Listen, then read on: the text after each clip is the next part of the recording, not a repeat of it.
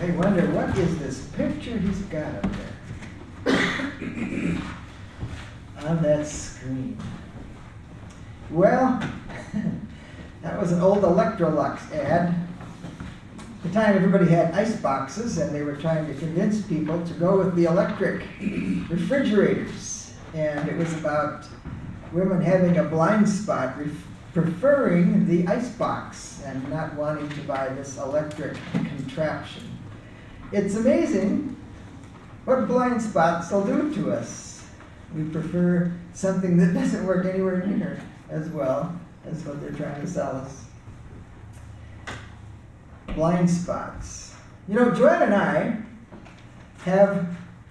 I did some math, and I could be all goofed up, so you can check my numbers, but we drive over 300 miles each weekend to get here, and we've had remarkably few close calls on the road, unlike this past year. This is what I'm afraid it to happen, you know. I believe God's using your prayers to keep us safe. I mean, how many trips has it been in 5+ years? I thought it was 6, but it's 5. Figured it out. Been here 5 years, June. 250 trips, maybe, something like that. 75,000 miles. We could have gone around the globe more than twice, if you could drive it. In all those times, we've had one incident recently when a deer hit our car on the freeway. We thought maybe on 78 there'd be that problem, but on the freeway, and going 75 miles an hour, hitting a deer, you'd think something, well, it just careened off the window in front of Joanne and slid off and didn't even crack the windshield. So praise God. But we have had a couple of close calls, and it has to do with a blind spot. The side mirror, we have a different view, like she's taller than me from the waist up, and we have to adjust the mirrors differently, and I forget that. And so I have a blind spot because I haven't adjusted the mirrors right. And sometimes there's a car right there that you don't see until, whoops, y'all know what I mean. I've seen lots of nods out here. Yeah. Blind spots are dangerous. So much so that when car reviewers review cars, that's one of the things they keep bringing up. And during our parade here, I don't know if you saw these Marlins. I haven't seen an AMC Marlin in years. And the first thing that struck me was, my goodness, what a blind spot that car has. Look at that thing. How on earth did they see anything? You'd really have to have your mirrors adjusted. Blind spots. We have other kind of blind spots too, like the woman with the Electrolux. Great many things we can't see. Because you all know that, I've told you a few times, I've taken cognitive psychology, a little bit of it, and what I learned was that our brains filter out stuff it thinks is irrelevant. So there's stuff we don't even know that we can't see, because our brain has filtered it out.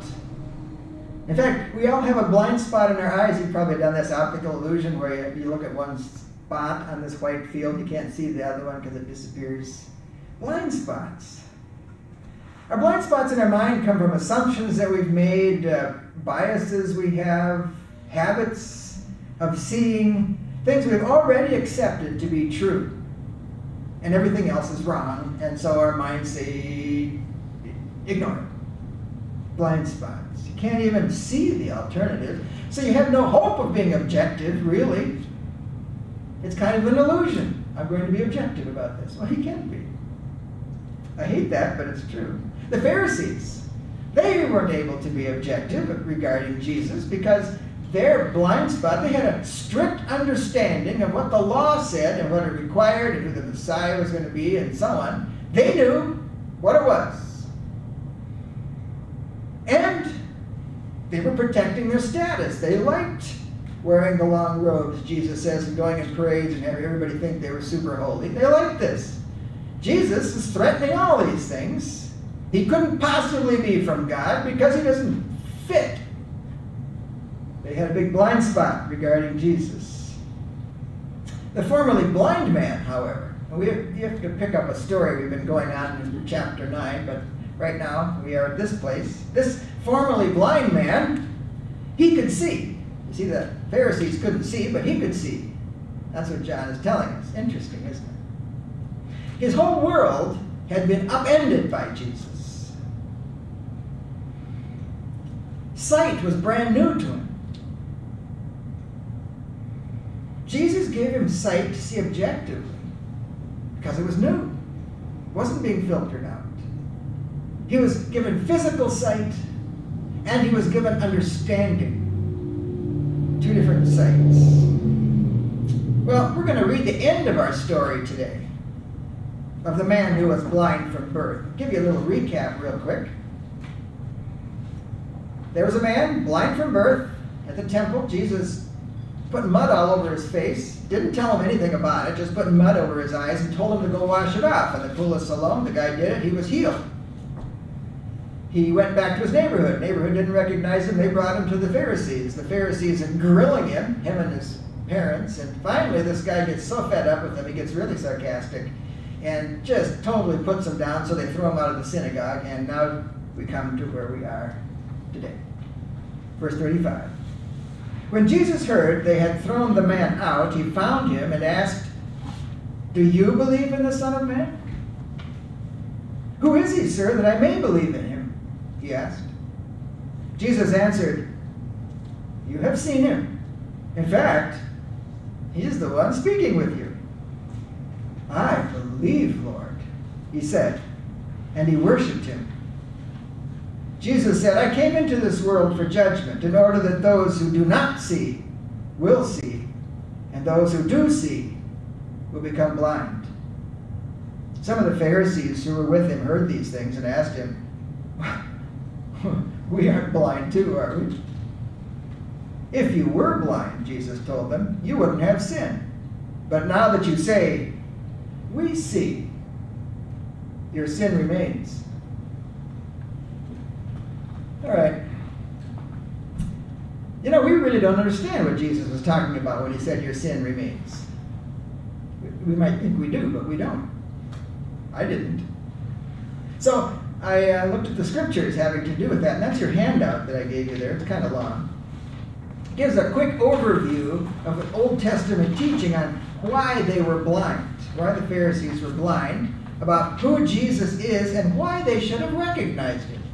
Now, these aren't the only scriptures that have to do with this, but this is kind of a gleaning.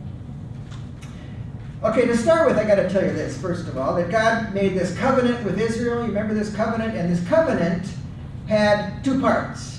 If they were to follow God and stay faithful to him, he would give them unbelievable blessings.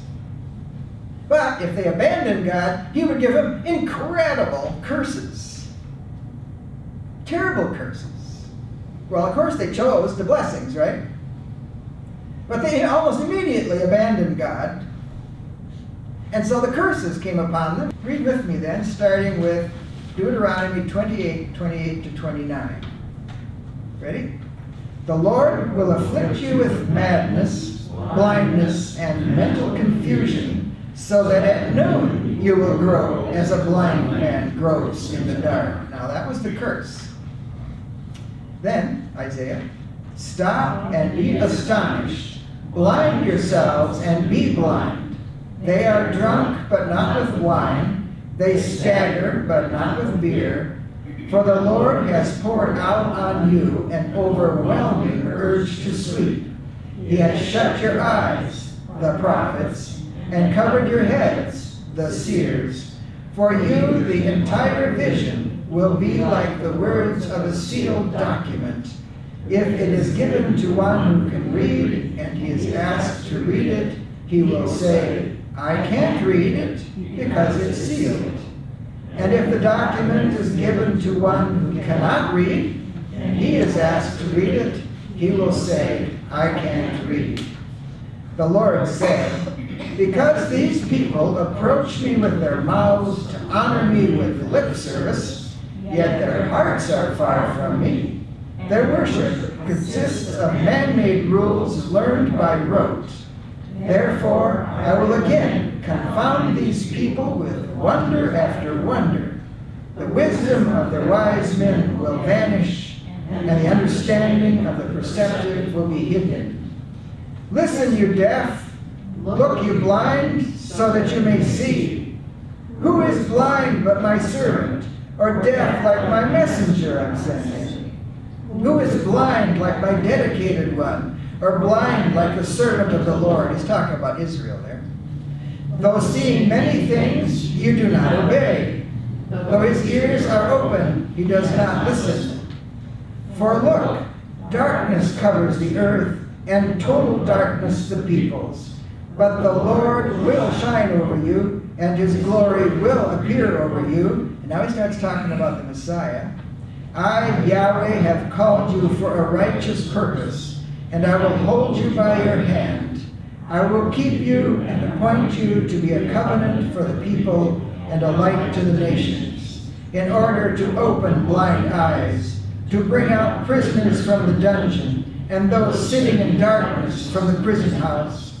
I am Yahweh, that is my name. I will not give my glory to another, or my praise to idols. The past events have indeed happened, but now I declare new events. I announce them to you before they occur. Then the eyes of the blind will be opened, and the ears of the deaf unstopped. Then the lame will leap like a deer, and the tongue of the mute will sing for joy. For water will gush in the wilderness, and streams in the desert. The parched ground will become a pool of water, and the thirsty land springs of water. And on the backside.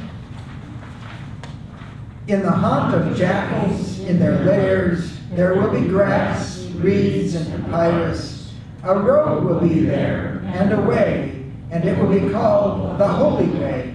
The unclean will not travel on it, but it will be for the one who walks the path. Even the fool will not go astray.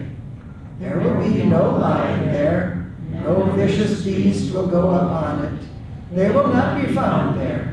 But the redeemed will walk on it, and the redeemed of the Lord will return, and come to Zion with singing, crowned with unending joy. Joy and gladness will overtake them, and sorrow and sighing will flee. And then in Luke, Jesus quotes this other Isaiah 61, 1-2. The Spirit of the Lord is upon me, because he has anointed me to preach good news to the poor. He has sent me to proclaim freedom to the captives and recovery of sight to the blind, to set free the oppressed, to proclaim the year of the Lord's favor. Amen. Quite a whiz through the whole thing. But we kind of understand now what he meant when he said, your sin remains, right? They should have recognized him. They all knew these scriptures. But that's who Jesus is. The Pharisees should have recognized him, but they were blind. The blind man did recognize him because he could see. And he falls to worship Jesus, Messiah. You notice Jesus didn't tell him to stop worshiping him. All the disciples and the apostles and even the angels told people to stop worshiping me. I am not a God, I'm a man. But Jesus didn't stop him from worshiping.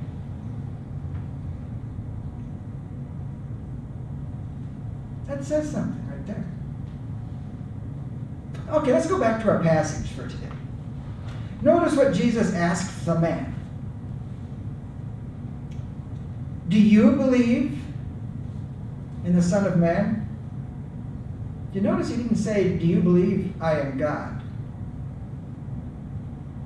That's interesting. And yet the man fell and worshipped at his feet, and he accepted his worship.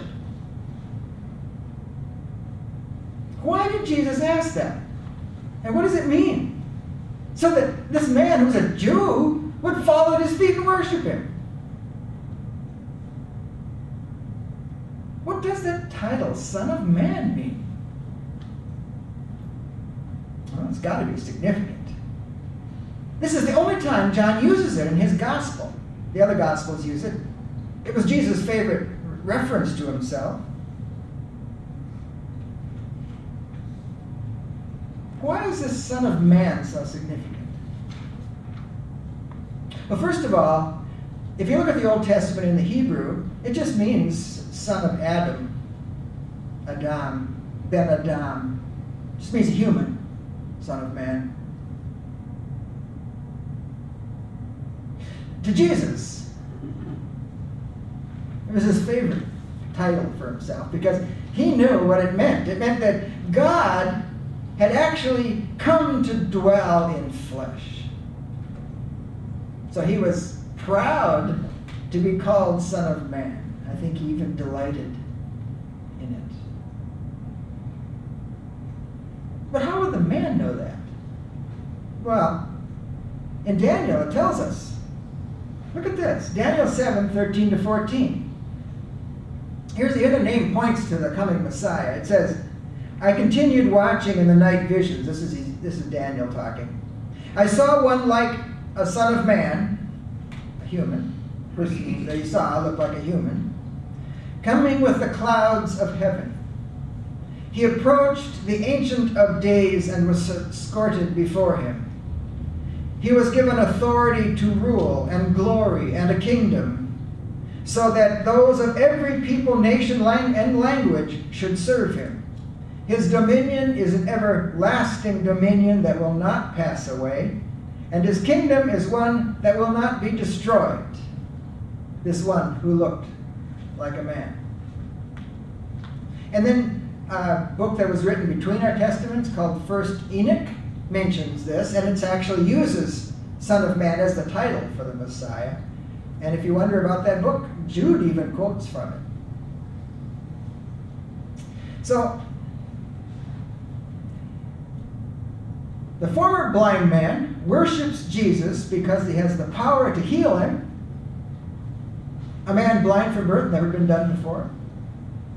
But he also, because Jesus referred to himself as the Messiah, using that title, Son of Man. Now, did the man also recognize that Jesus was God?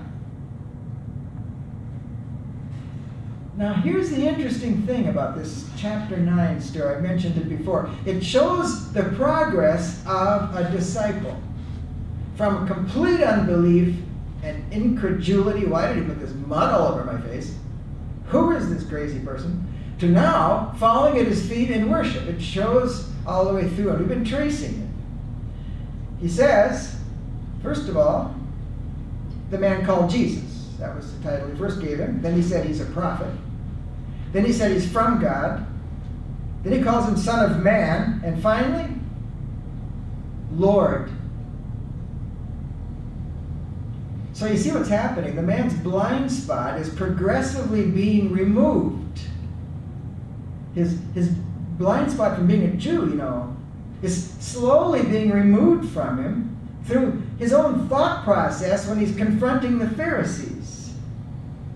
And finally, his spiritual eyes are opened and he sees who Jesus is. Jesus' enemies among the Pharisees, however, remained under the curse of blindness from Deuteronomy. They couldn't understand, they couldn't accept that Jesus was the Messiah. They couldn't. They remained blind. It's just like in Matthew 6, 22, 23. It says, the eye is the lamp of the body. So if your eye is clear, your whole body will be full of light. But if your eye is bad, your whole body will be full of darkness. If then the light that's in you is darkness, how great is that darkness? And that's what he's saying that these enemies of his are living in. Their light is darkness. The darkness is just really absurd. It's as absurd as saying that if I don't believe in God, then God doesn't exist. It's like this t-shirt. I love this t-shirt. I don't believe in you, so you don't exist. Like that. If the enemies of of Jesus had acted in ignorance, Jesus is telling them they wouldn't be accountable for it because they'd be innocent. But if they claimed to understand the light and still rejected it, they would be judged. What Jesus is saying, the light that you think you understand is actually darkness. And how great is that darkness? They didn't know it. They didn't know it because they were blind, and their darkness seemed normal and natural and even holy to them. But it was tragically wrong.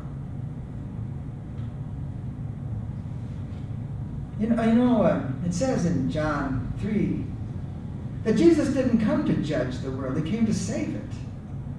But here he says he comes in judgment. Is this a contradiction? Oh, no, it isn't. He's just explained it. People judge themselves when they knowingly reject Jesus, the only Son of Man who was also Son of God. The only one. It had never happened before, it hadn't happened again. It's very sad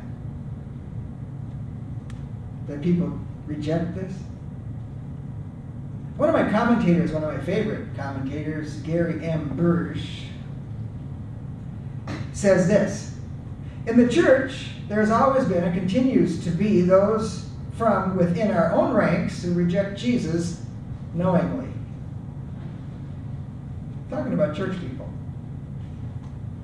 They know the rudiments of the Orthodox faith. They know our theological traditions. They may even have experienced the life of a Christian, but they say no. They may say that they're jaded. But this is called heresy or apostasy, and we need to be able to name it when it appears. Burge continues to challenge his readers. He says, I'm forced as the reader to make the same judgment as Jesus' audience. All the evidence of the miracle and Jesus' identity are here. Now, will I believe it? And with the blind man, believe it? Or will I ask antagonistic questions like the leaders? And so, decide to keep wearing my blinders. Did Jesus ask the blind man, does your father believe? No. Did he ask, does your mother believe? Does your family believe? Does your church believe? Does your pastor believe? Is that what he asked the blind man? What did he ask him? Do you believe? We each have to answer it for ourselves. No one else can answer for you.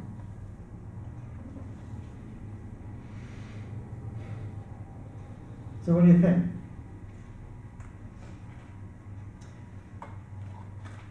Do you believe in Jesus, Son of Man, Son of God?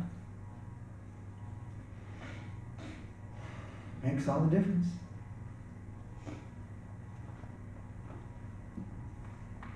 Amen.